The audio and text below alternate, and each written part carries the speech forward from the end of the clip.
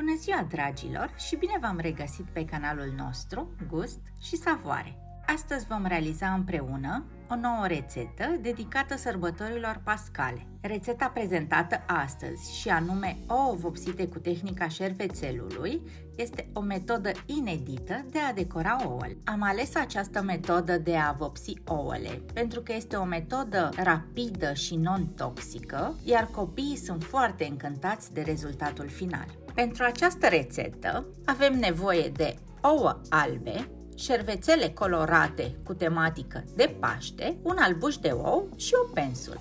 Pentru început, batem albușul cu o furculiță.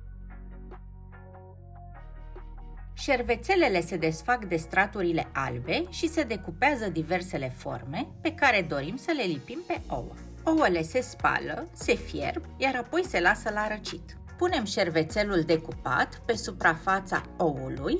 Apoi, cu ajutorul unei pensule mici, recomandăm o pensulă pentru machiaj, ungem albușul pe suprafața oului. Trecem apoi cu albuș pe toată suprafața oului.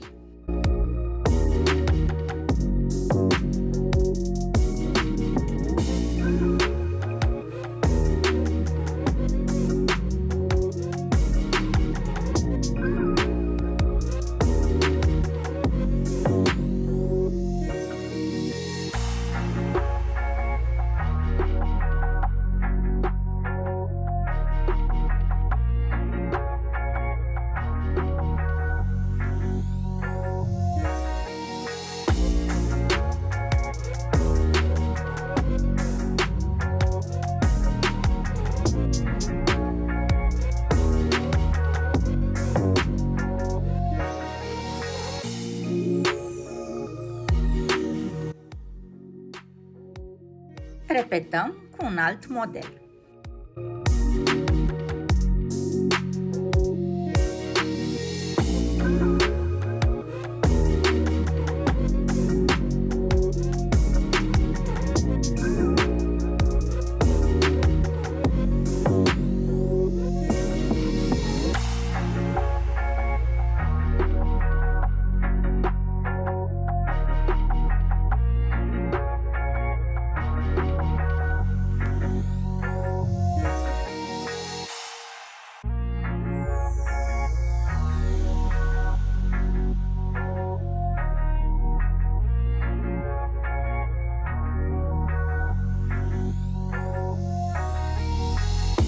Ouăle se lasă la uscat la temperatura camerei, apoi le putem pune în frigider. Dacă v-a plăcut rețeta noastră de astăzi, nu uitați să vă abonați!